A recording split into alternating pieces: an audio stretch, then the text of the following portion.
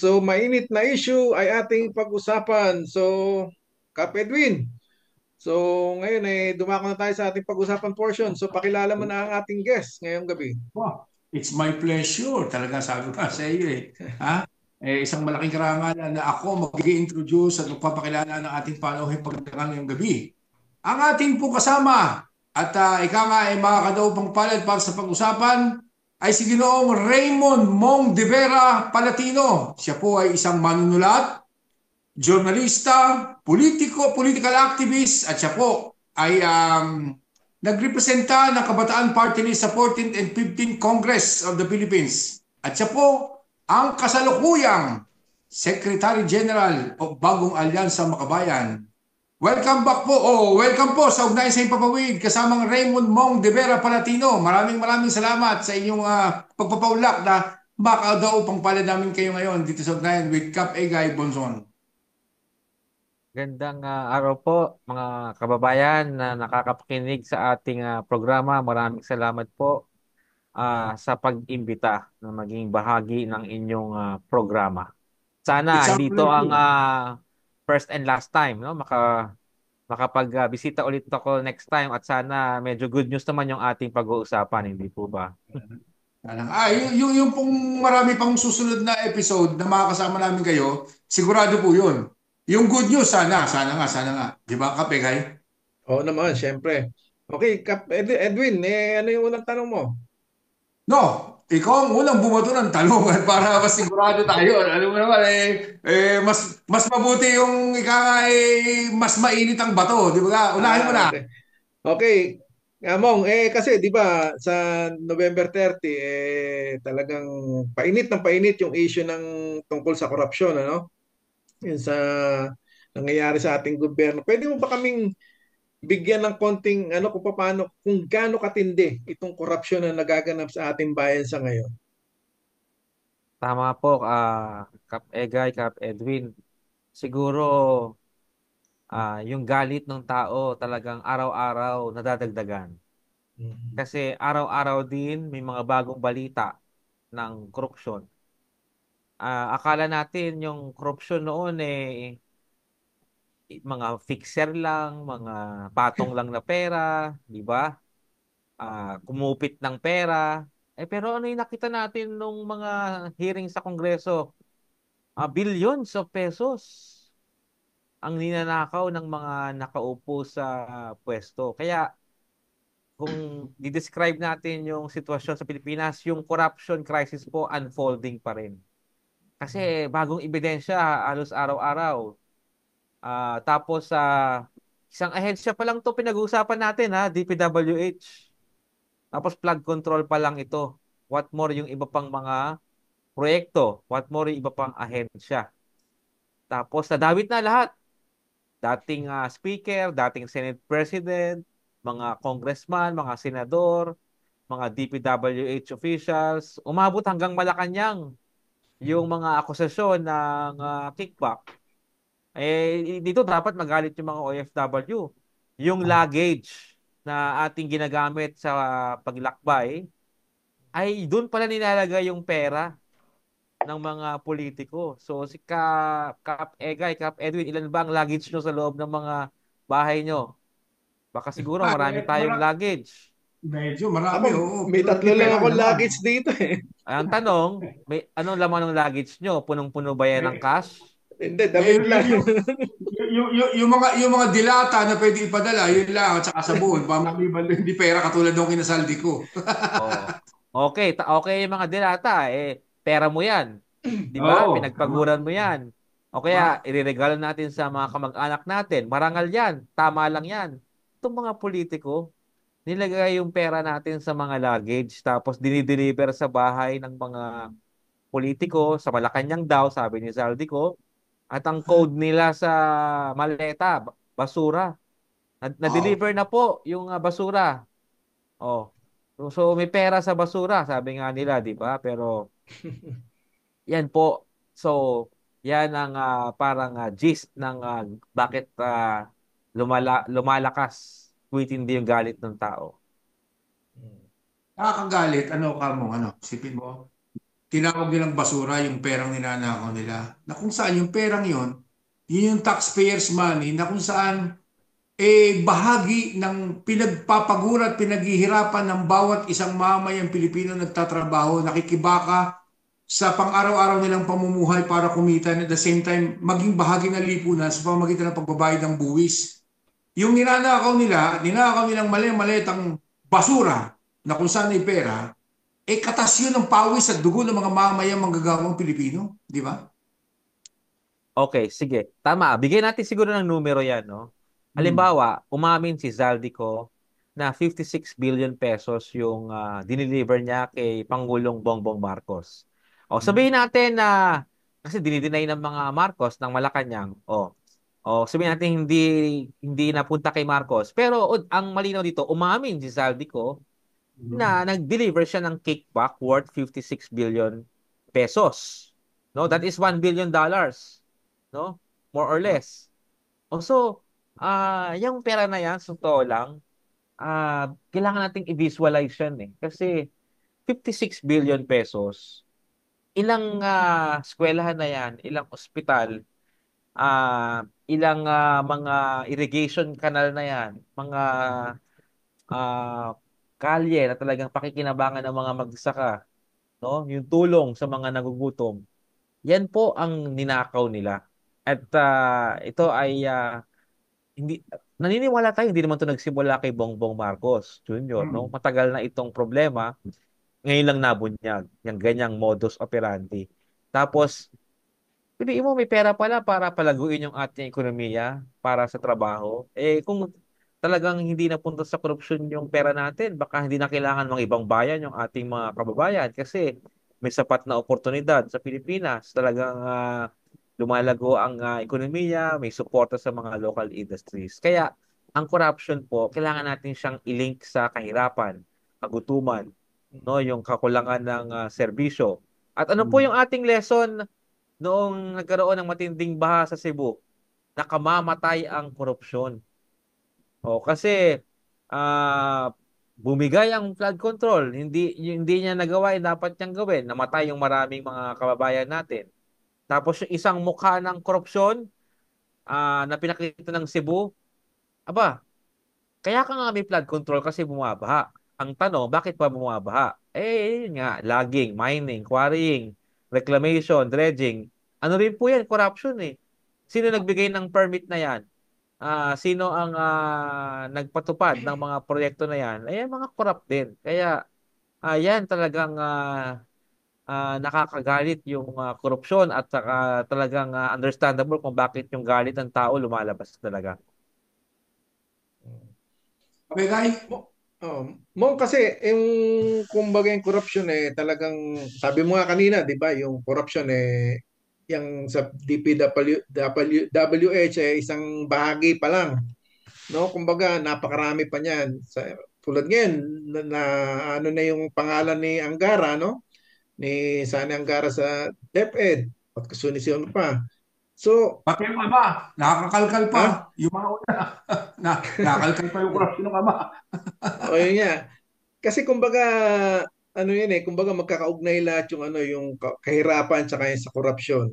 So ano yung tingin mo na maganda kasi sa kasaysayan natin, alam mo, noong panahon ni Pinoy, may mga nakulong, no? Ilang senador, tapos may dating presidente nakulong pero kalauna pinalaya rin. So walang masyadong ano bigat na nangyayari. Kumbaga, yung mga corrupt hindi natututo, hindi nadadala dahil sa sistema natin. Ano sa tingin mo yung mas magandang gawin sa ngayon para mapanagot talaga tong mga corrupt na to? Tama po yung tanong, no? Kasi yung tao, ganyan din yung pagtingin eh. Na hindi na ito bago. At meron na rin tayong ginawa dati. Kinulong natin yung mga corrupt sa pork barrel scam. May mga ilang senador kinulong. Pero hindi naman nawala yung pork barrel, no? Kaya yung Hmm. mga pinag-uusapan ngayon dito, hindi na yung sinong ikukulong, ilan ang ikukulong eh. Ano yung dapat nating ipalit? Kasi ano ba yung consistent mula noon hanggang ngayon? Political dynasties. Yan. Ah, napapawalang sala dahil sino ba yung mga nakaupo sa kapangyarihan, tapos yung kanilang political machinery, ano yan, malalim hanggang sa iba't ibang sulok ng ating burokrasya. Kaya sila ay mabilis na napapawalang sala yung kutsabahan, yung compromise ng mga politiko. Kaya ayaw natin itong closed door session ng ICI ICI. Dapat Tama. transparent talaga kasi baka mamaya kung ano pinag-uusapan doon, ano na yung sinusuko doon na mga karapatan natin, tsaka ano yung binebenta, di po ba? So dapat yan, political dynasty. Pangalawa, ay hanggat andyan si Marcos sa Duterte, ano yun gusto natin malaman yung katotohanan yung punot dulo nito Hindi mangyayari yan kung nandyan pa rin sila. Halimbawa, 4 months have passed. Mm. Ang dami ng inimbestigahan ng ICI, Ombudsman, Kongreso, ah, COMELEC. Pero ano yung kulang? Lahat tinitingnan nila except yung Office of the President, President. yung Malacanang. So, ang tanong nga natin sino ba ang nagdisenyo ng budget? Sino ang pumirma ng Mm. budget? Sino nag-approve ng budget? Si Marcos gulat na gulat sa korupsyon siya nga ang nag-distribute ng pondo, no? So yan sa tingin natin, the only way to determine the truth is mawala sila diyan sa pwesto. Gagamitin nila ang pwesto nila para harangan, no? Cover up sa mga krimen, tapos i-divert yung attention ng tao, sisihin yung mga maliliit na opisyal, tapos sila ligtas. O kanina, ano po yung balita ngayon sa Pilipinas? Inabsuelto na ng COMELEC si Chis Escudero, Mm. no? Jose Tinigil na Gobiano. nila yung investigasyon Mm. dahil dun sa usapin na yung campaign donor niya ay contractor pala. O, kasi bakit ba? Kapag pinurso ang case kay Chis, it's the same issue with Bongbong Marcos. Meron Mm. din siyang campaign donor na contractor. O, Mhm. yan ang damdamin ng tao, parang daming lusot, ang bilis kong maabsuelto yung mga nakaupo, no? So, ayan po, sa tingin ko, kung halimbawa, kung mag-resign si Marcos o Duterte, kung hindi sila mag-resign, anong gagawin ng tao? Kumbaga, kailangan natin ipaunawa sa mga kababayan natin, kailangan natin patuloy na magsalita at kumilos Kasi that's the Mm. only way na kikilos ang gobyerno. I will cite two example no? Before September 21 protest, mabilis na kumilos yung gobyerno. Mm. Napalitan ng Senate President, napalitan ng House Speaker, Speaker. napalitan ng Mm. DPWH officials. May ICI Mm. na tinayo si Bongbong. O ngayong bago Binalik pa yung mag-November, PhilHealth. Oh, yung tama pondo po sa yan, PhilHealth, binalik. binalik. Ngayong bago mag-November 30, a few days before, aba, alos araw-araw ang presko ni Bongbong Marcos. Oh, ito na yung mga inaresto. Next month, ikukulong na yung mga big time politiko. Arestuhin na si Zaldico. Ito na yung mga arrest warrant. Kasi may magaganap na protesta. They want to Them. parang assuage the people, pakalmahin ang tao. So ang Mm. lesson po dito, takot ang gobyerno sa pagkilos ng tao. Kaya kailangan ang hamon sa atin, paano palakihin pa yung ating pagkilos. That's the only way na ma-pressure natin ang gobyerno na kumilos kasi alam nila nagbabantay ang tao. Sa oras po Yun. na maramdaman nila na hindi na nagbabantay ang tao, hindi na nagsasalita, wala na nagrereklamo ba, tuloy ang ligaya nila. Tama. Back to normal programming na gagawin nilang pangungurakot kasi iba na yung atensyon ng tao, hindi po ba?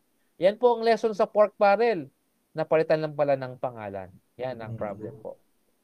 Ay, ano ko lang, maidugso ko lang yung paglilinaw lang doon sa mga binanggit ni Kamo, yung political dynasties. At kung magsusuri sana namin yung mga kababayan natin na tila ika nga ay nananahimik pa rin hanggang ngayon, kung papansinin lamang nila at susuriin na lahat ng malalaking pangalan, senador, congressmen, at mga politiko na involved dito sa flood control projects ay nabibilang sa political dynasties, di ba ka, Kamong? Halimbawa, yung mga Estrada sa San Juan, yung Binay, yung Villanueva sa Bulacan, yung Bong Revilla sa Cavite, at marami pang iba. Yung mga congressmen na involved sa flood control projects ay naglipa na sa mga distrito nila. Sila yung namamayani, sila yung mga pamilyang politiko na kumakandidato at inihahalal ng mga electorate nila. At yung pangalawa, mabanggit ko din lang doon tungkol doon sa young rate. Kasi ito may basihan to meron tong datos na yun daw kickback, di ba? Na-discuss namin nung isang episode yan, from SOP, tapos naging yung kickback naging SOP, tapos ang tawag ata nila ngayong commitment, tapos ang tawag sa pera, basura. Yung commitment na sinasabi nila, o SOP, nung panahon daw ni GMA, ang bigayan ay 20%. Tapos nung panahon ni Pinoy, bumaba, naging 10% lang. Tapos nung kay Digong, naging 25%, at itong kay BBM, 30%. Ang rason daw diyan, kaya tumataas, bumababa, nagpa-fluctuate, depende kung magkano yung kinukuha, tinihingi ng presidente. Dahil yung presidente, hindi pa pwedeng wala. So kaya bumaba ng panahon ni Pinoy 10 dahil ayaw ni Pinoy, ayaw niya kumuha. Nung kay GMA, kumukuha na. Nung panahon ni Digong, tumaas ulit dahil matindi ang pangangailangan, naging 25. Abay, mas matindi pangangailangan nito si Bongbong, naging 30%. Baka nga totoo yung sinasabi ni Saldico na talagang 56 billion nga, kaya umabot sa 30% ang hingian. Yun lamang ha, dinugso ko lang, nilinaw ko lamang yung, hinimay ko lang yung sinabi ni Kamong. Kahit Kapegay, baka may tanong ka pa ulit. Hindi, ano ko lang, Kamong, linawin natin sa mga kababayan natin para makita nila yung big picture dun sa paano yung, kasi di ba nabanggit natin kanina yung pork barrel. Kasi kung tutuusin, ang mga congressmen natin, yung sa Congress, both House, Senate at saka sa lower house, kung tutuusin yan, dapat wala silang pondo sa sa mga infra, soap or hard project, di ba? Pero paano ginagamit ng executive tong pork barrel para pasunurin yung mga nasa Kongreso? Tama po, ang pork barrel ang instrumento ng presidente na makontrol ang parehong kongreso, makuha ang suporta nila. Dahil yun lang ang tanging pamamaraan niya para hindi matanggal sa pwesto. Pwede siya ma-impeach, di po ba? Pwedeng harangan yung kanyang mga batas, lalo na yung budget. At ang presidente ay sa pamamagitan po ng political patronage, yan ang kanyang instrumento, pork barrel.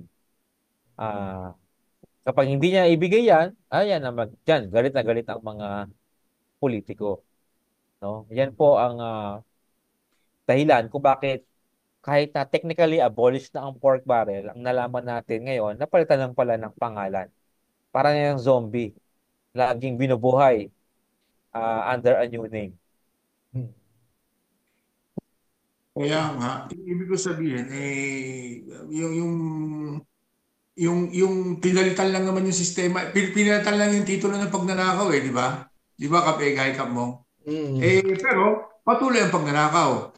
In fact, yun nga tawag dito, nabanggit din kanina ni Kamong, na lahat ng uri ng pagnanakaw, hindi lamang sa mataas na antas ng lipunan at saka ng politika, sa Senado, sa Kongreso, hanggang sa pinakamababang bahagi ng ating lipunan, mayroong mga uri na iba't ibang uri ng korupsyon na pagnanakaw sa kaban ng bayan.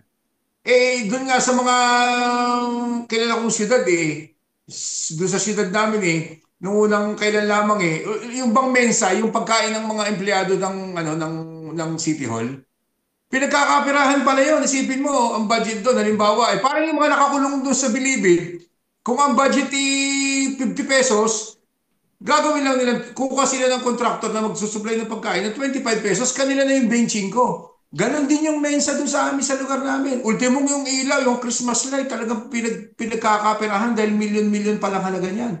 So talagang yung uri ng pagnanakaw sa kaban ng bayan, ika nga sagad buto na, talamak na. Simula sa pinakamababang bahagi ng ating lipunan, at syempre, pinakamatindi ito mga ito na nagnanakaw ng hundreds and hundreds of billions of taxpayers' money.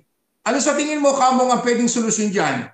Kasi, tama yung sabi niyo kung ang sigaw lamang ay ikulong ang mga korap, para bang hindi wala naman nangyayari dahil May pinakulong Pinoy noong una, nakalabas dahil pinalabas si Duterte dahil mga BFF niya, di ba ka? Ngayon, kung may makukulong ngayon, anong kasiguraduhan na mananagot at matututo itong mga ito? Mukhang hindi rin naman eh. Pinagtatalunan pa nga sa Senado. Tinatanong ni Soto, ano ba ang solusyon para magkaroon ng pagbabago sa DPWH at nang hindi na magkaroon ng mga ganitong uri ng pagnanakaw between contractors, DPWH at saka ng mga naglalagay ng budget, mga nasa Senado at saka sa Kongreso. Ang daming proposal eh, pero naniniwala ako kahit pa anong gawin yan, kahit paputulan mo ng legya mga yan, magnanakaw at magnanakaw pa rin yung mga papalit. Dapat siguro tama yung sigaw na ano eh, mapalitan lahat eh, di ba? Isang malinis na gobyerno na kung saan na namamahala ay yung mga sibilyan, mga tulad natin. Ika nga eh, isang cleansing na malinaw na paglilinis sa bulok na sistema ng ating gobyerno at sa kalipunan. Meron bang proposal yung samahan natin diyan? Baka pwedeng himay-himayin mo at uti-utiin para sa kalinawan ng ating mga taga-subaybay. Tama po. Meron na pong tindig ang bayan na dapat magbitiw na sa pwesto, alisin sa pwesto kung ayaw nila si Marcos at saka si Duterte.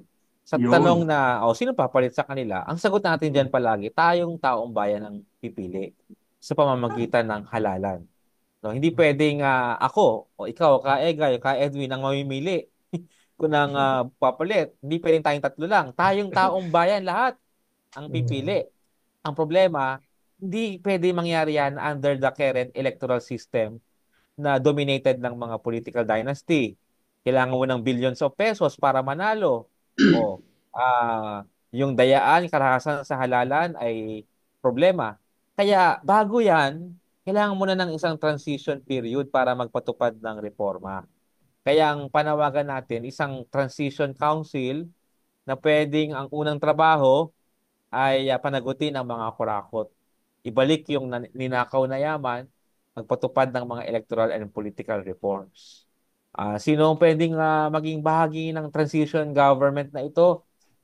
Pwedeng lahat ng mga kalahok sa pagpapatalsik kay Marcos Duterte. Pero ang malinaw po, bawal ang dynasty na notorious. Bawal ang Marcos, ang Duterte. Dapat po civilian, no? Wala dapat militar at pulis kasi ano 'yun, civilian military junta 'yun, ayaw natin 'yun.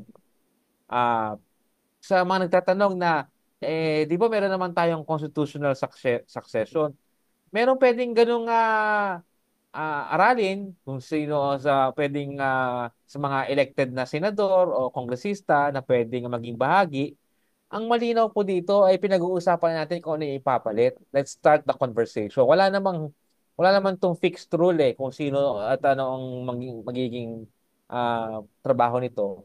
Hindi naman po rin ito bago. Nakita natin to sa ibang mga bansa rin, no? May mga after ng protesta sa Bangladesh, may interim government. Ganon din sa Nepal, isang caretaker government. Meron tayong conclusion na under the current system, mahirap sa Pilipinas. Palitan mo si Marcos, Duterte, ang papalit lang mga kurakot at dynasty rin. No? So, kailangan parang baguhin itong bulok na kaisa na meron tayo. Kapegay? Yun. So, sa tingin mo, Kamong, paano natin mapa-intensify yung yung paraan para ibig sabihin tanggal talaga yung mapag-resign natin yung mga yon para mapilitan silang mag-resign. So, kailangan talaga halos lumabas yung mga taong bayan, ganon. Tama po. Sa pamamagitan po ng sama-sama at tuloy-tuloy na pagsalita at pagkilos ng mamamayan. Yan po ang pinakamalakas nating sandata para itulak sila na magbitiw sa pwesto at itulak natin yung panawagan na pananagutan. Dapat matakot sila sa taong bayan na naniningil kasi unprecedented po yung mga protesta, no, na 100,000 mahigit noong September 21, mga walkout sa mga eskwelahan, protesta sa mga UAAP Games, yung mga binahang lugar sa Bulacan, pang mga bayan natin ay nagprotesta rin, no, mga seniors, mga artista, mga doktor, mga iba't ibang profesional, no? Kasi lahat tayo biktima ng korupsyon kaya yan po ang ating pahamon kung paano tuloy-tuloy na tayong magsalita at kumilos. So ang dapat na sigaw ng mga ordinaryong mamamayang Pilipino na naghahanap ng hustisya dito sa mga walang humpay na pagnanakaw sa kaban ng bayan, hindi lang Marcos resign. Duterte resign at resign para sa lahat ng mga political dynasties at mga magnanakaw na pamilyang politiko na patuloy sa mahabang panahon kangay sila yung sumisip-sip at walang awang ika nga ay ginagatasan ng ang buwis ng bayang mamayang Pilipino, hindi ba? Hindi pwedeng hindi pwedeng manawag lang tayo dito sa pulahan lang na ito mga pula dapat dapat berde, dapat lahat ng kulay. Tama yung sabi ni Bam Aquino eh. Nabagin ni Bam Aquino, walang kulay ang korupsyon. Walang kulay ng politika ang korupsyon. Ang korupsyon ay para sa lahat. At lahat halos ng politiko, lahat na natin, 99% ng mga nakaupong kongresista at saka senador, lahat naman yan ay bahagi ng political dynasties. Kaya pag sinabi mo political dynasty, sigurado, magnanakaw yan eh. Di ba? So kailangan talaga lahat yan mag-resign at walang karapatan mag-participate doon sa pagbabagong hinihingi nating mga mamayang Pilipino. Isang kilusang pagbabago na kung saan magpapanimula para matuldukan na itong ganitong nakakasura. Talagang gusto kong mangurot ng pisngi. Kamo, pasensya ka ha. Talagang pag pinag-uusapan yung corruption tumataas ang BP ko eh. Mabuti na lang isda ang kinain ko ngayong tanghalian dito eh. Kapegay, alam mo naman ako, sumusunod lang ako sa mga tanong mo. Sige na, ano pa? Hindi, siguro, ano pa ba yung... Kasi ito, walang napanagot eh. Wala naman napanagot, di ba? Di ba, Kamo? Yung isa namatay na hanggang sa huli, inailibing pa sa libingan ng mga bayani, hindi nagbayad sa mga kasalanan niya, yung mga nilakaw niya at mga inabuso niya ng martial law, di ba ka? Kasama din yung sa PIDAP. Ito si Jinggoy, si Revilla, mga napalaya pa, di ba? Yung isa naglagay lang ng tali sa leeg, nagsakit-sakita na yun. Congressman na uli sa Pampanga. Walang nakulong, walang napanagot, di ba? Kaya ang mga tao talagang galit na eh. Ano ba sa palagay mo, Kamong, yung bukod dito sa ginagawa nating pagkilos at mga pagkilos pang darating, sabi mo nga, kailangan yung partisipasyon ng nakararami at kumari lahat ng mamayang Pilipino. Paano kaya? Ano yung dapat na iparamdam natin dito sa mga walang hiyang ito na walang sawang nagnanakaw sa kaban ng bayan? Ano dapat nilang maunawaan? Kasi nakakabalik sila eh. Paano yun? Ano ba? Ito ba yung sakit sa problema sa hustisya? Kasi sabi nga ni Kiko Pangilinan kung itong mga ipinakulong, nakulong at natuluyan, wala sana, baka kahit papaano, may prevention, mayroong naging takot itong mga magnanakaw na ito. Kaso nga wala Saan ba nag-uugat ito? Sa problema ng hustisya? Problema ng mga butanteng mamayan tulad natin na patuloy na nagpapalinlang at nalilinglang ng mga butanteng political dynasties na ito? O yung sistema ng gobyerno na kung saan madali at malaya mag-imbento ng mga uri ng pagnanakaw? Tama po yung napunto nyo. Bulok ang ating sistema kasi. Ang ating example dyan, sino ba yung nakaupong presidente?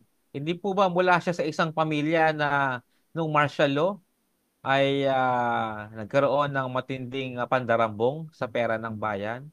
O, sa halip na sila ay ipagbawal na makabalik sa pwesto, sa halip na bawiin yung ninakaw na yaman, o nagamit pa nila ang kanilang ninakaw na yaman para makabalik. At siya nga ang ating presidente. Yan po ang example na yung kawalang pananagutan. Hindi lang po dahil sa eleksyon, kundi talagang sistema. Bulok, pabor sa mayayaman, pabor sa mga malaking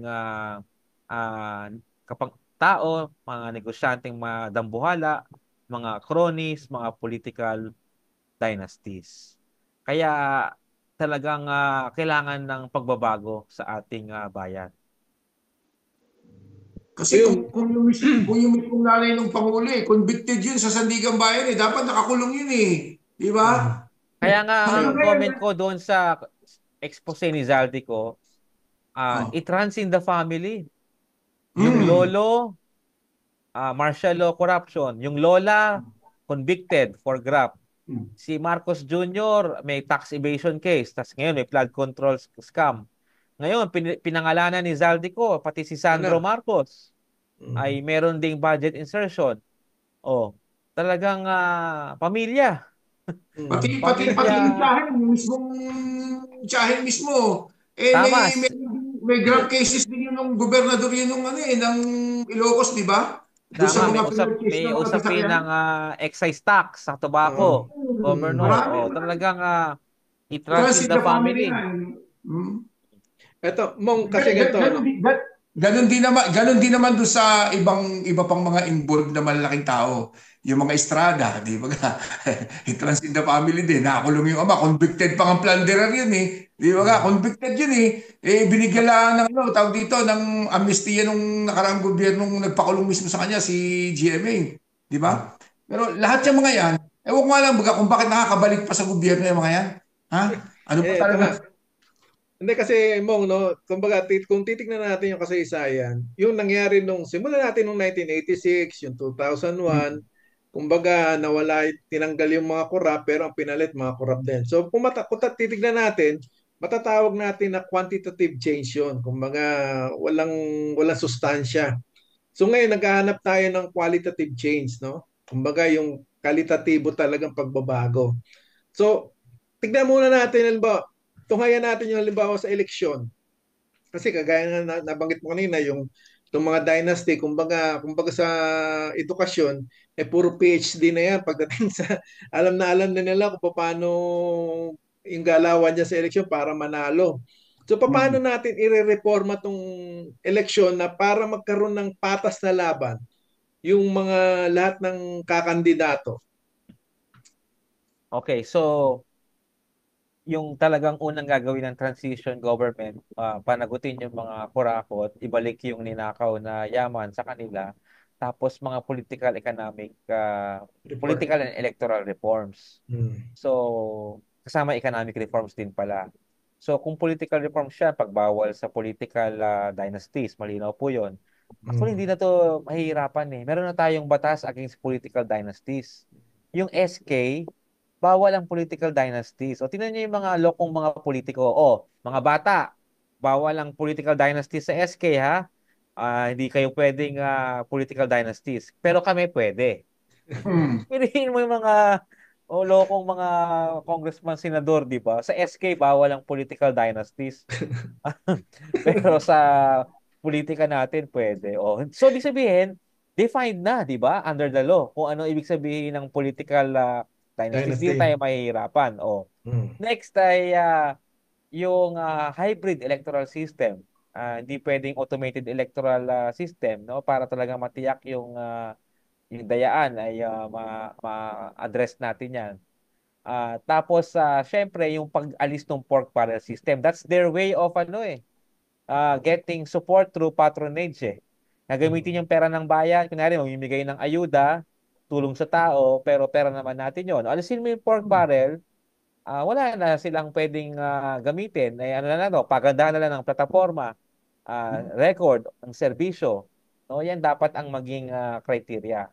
No? Tapos, syempre ang tao, ah, kailangan yung transition government, meron ding reform na talagang benefit yung karaniwang mga kababayan natin, mga manggagawa sa pamamagitan ng wage increase, suporta para sa mga magsaka, no? Pagtigil doon sa mga mapanirang mga proyekto. Yan po ang hinahanap at kailangan ng ating mga kababayan. Ibig sabihin, usapin ng nabanggit ho ninyo yung ano, yung tawag dito, yung anti-political dynasty bill or law. At maraming lumabas ngayon mga ano, mga proposal, mismong yung tawag dito, bagong upo na Speaker. Speaker of the House na isa sa pinakamalaking political dynasty sa probinsya at region nila. Nagpanukala ng isang batas ng anti-political dynasty law. Bagamat naandyan yung sinseridad, hindi ako naniniwala. Yung inilabas ng akbayan ni Narisa Ontiveros at ng iba pa, marami. Meron din isipin mo mismo si Tulfo, yung sino yun, yung senador na Tulfo.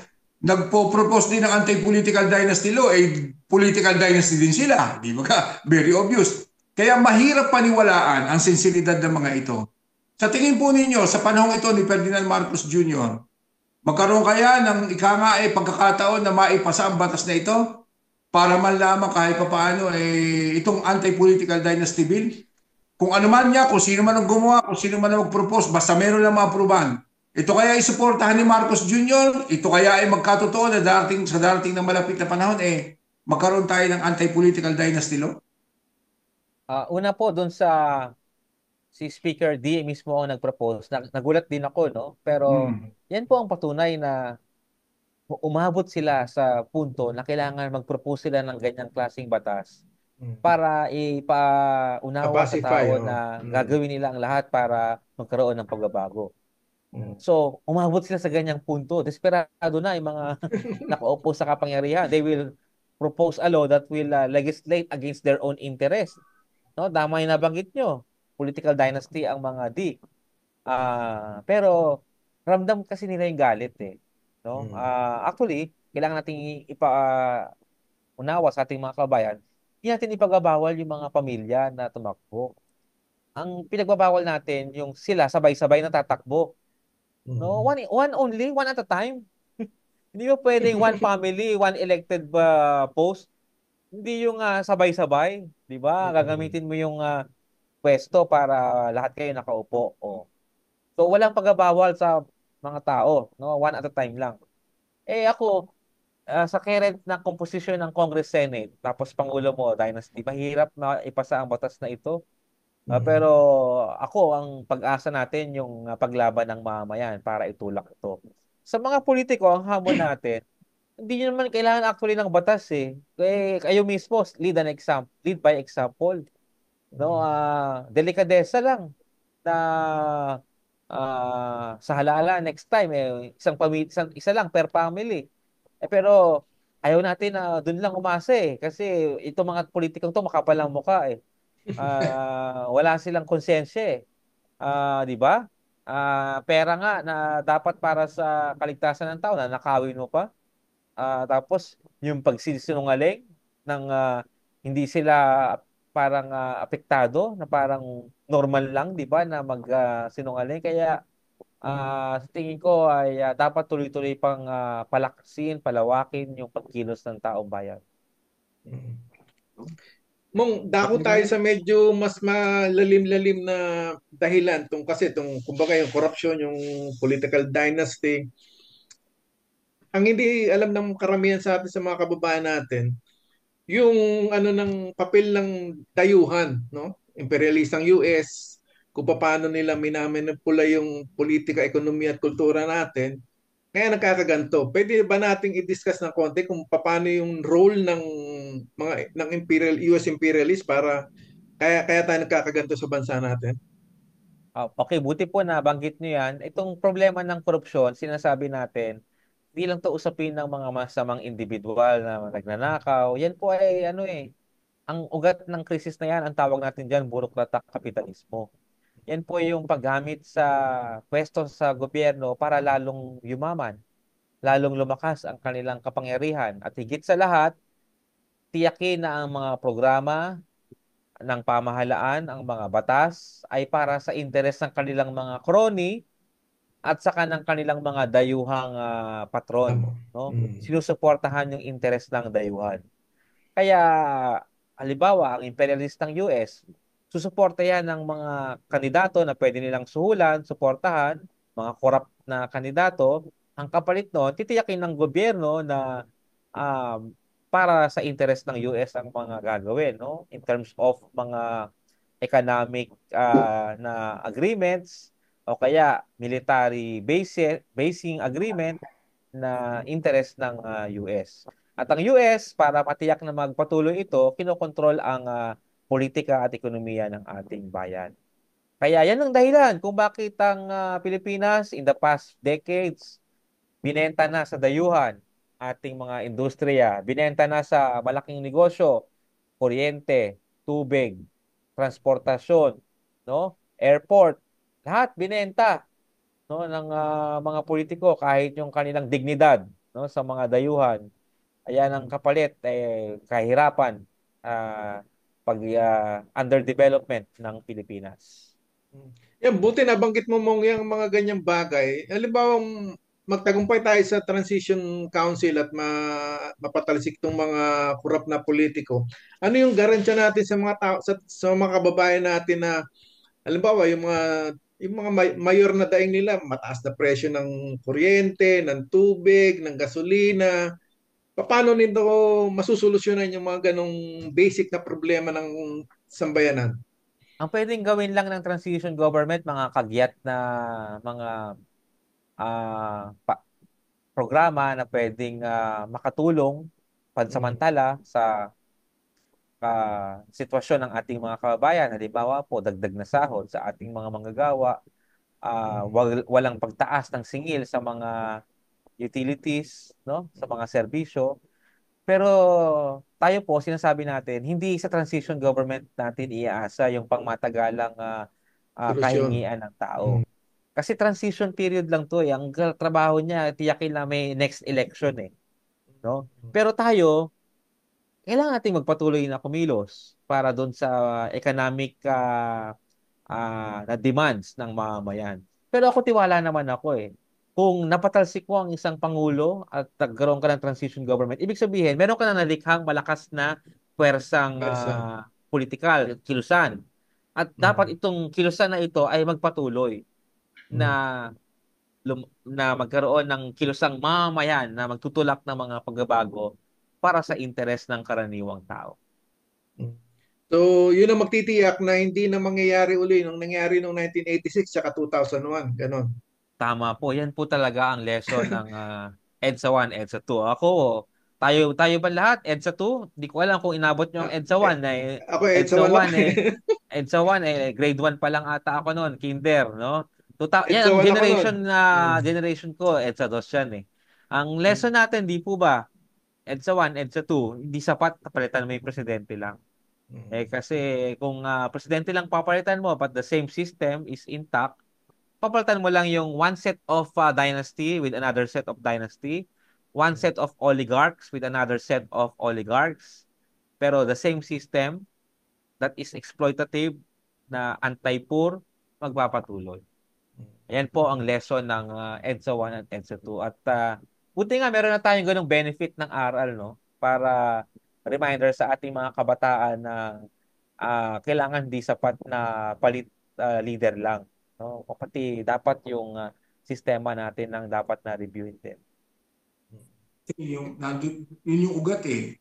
Yung sistemang yun yung ginagamit ng mga politiko na pinaglalaruan at sinasamantala para sipsipin ang dugo ng mga mamamayang Pilipino, yung buwis at saka yung yaman ng bansa, di ba? Okay. So may Sana tanong ka lang, pa? Sige, sana Captain. itong issue ng anti-political dynasty law, isang diretsang panawagan kay Pangulong Bongbong Marcos Jr. Bukod dito sa ICI at saka yung panawagan niya na ipakulong ang mga nagnakaw sa kaban ng bayan through flood control scam. Ito na yung magandang pagkakataon mo, Pangulong BBM. Ikaw mismo. Dahil kung tutusin, pag ginusto mo, walang imposible. Pag ikinumpas mo sa senador, sa Senado at saka sa Kongreso na magpasa ng isang batas ng anti-political dynasty law, walang imposible. Ito na yung sinasabi ng mga iba na, si BBM may gustong patunayan. Gusto niyang linisin ang pangalan ng mga Marcos. Gusto niya maghugas. Eto na, hugasan mo na yung pangalan ng mga Marcos sa pamamagitan, hindi lamang sa pagpapakulong dito sa mga korap na ito, kung hindi magpasa ka ng anti-political dynasty law. Dahil pag nagkaroon ng anti-political dynasty law, mababawasan ng mga politikong pamilya na halal na ginagawang negosyo at hanap buhay ang politika. Mababawasan ng korupsyon, mababawasan ng pagnanakaw. Dahil sabi ko nga kanina, lahat ng malalaking tao at maliliit na involved sa flood control scam at marami pang uri ng pagnanakaw sa gobyerno, puro political dynasties ang namumuno dyan at involved. So kung mawawala itong mga political dynasties na ito, baka ito na yung pagkakataon na kahit pa paano umulad ang bayan natin. Pero sabi ko iba naman talaga yung talagang panawagan natin ngayong araw na ito. Kung mas magagawa natin linisin na lahat yung mga yan, di ba sa isang aksyon na diretso at ika nga sama-sama, kolektibong panawagan at pagkilos sa mga mamamayang Pilipino, sama-sama nating ibasura na yung mga yan. Ha? Di ba? At kung darating ang panahon na yan, na pagpalain ng Panginoon sa matuloy yan at maging magkatotoo, baka pwedeng makasama ako kamong sa mga magpaparusa dyan sa mga politikong yan. Hayaan mo ako umurot sa mga yan. Ha? Bigyan mo ako sa pwesto. At Kamong, siguro, halimbawa, kasi may mga, halimbawa, out of desperation, halimbawa, ng Marcos regime, kung halimbawang talagang alam nilang nasa wall na sila, paano kung halimbawang mag-ano sila ng, umasa sila sa peace talk? Ano yung magiging senaryo sa ganun? Aba, tanungin natin yung NDF. O ano, pero basa ko naman sa kanilang mga statement, they are always ready to talk peace. Mm. No? Pero para sa ating mga peace advocate, yung hamon is yung how to address the roots of the armed conflict. Oh, correct. So, syempre, resumption ng peace process, maganda yan. Pero it depends kapag kung yung sinceridad pa ng dalawang panig, lalo na ng gobyerno, o paano sila pag-uusapan nila yung issue ng mamamayan. Okay. On that note, Kamong, ano yung mensahe mo sa mga kababayan natin para maging tuloy-tuloy yung pagkilos sa loob at labas ng ating bansa para Okay. wag nating hayaang mawala yung galit ng mga taong bayan para magbago yung ating lipunan. Sa programa nyo na sa programa nyo na una kong sasabihin yung speech ko dapat sa November 30, no? Oo, yan. Kayo ang parang world premiere ng aking speech. Sabi ni Marcos a few days ago, ako ang nagsimula, ako ang magtatapos ng laban sa korupsyon. Apa, mali ata si Bongbong Marcos dyan. Dahil taong bayan ang magtatapos ng labang ito.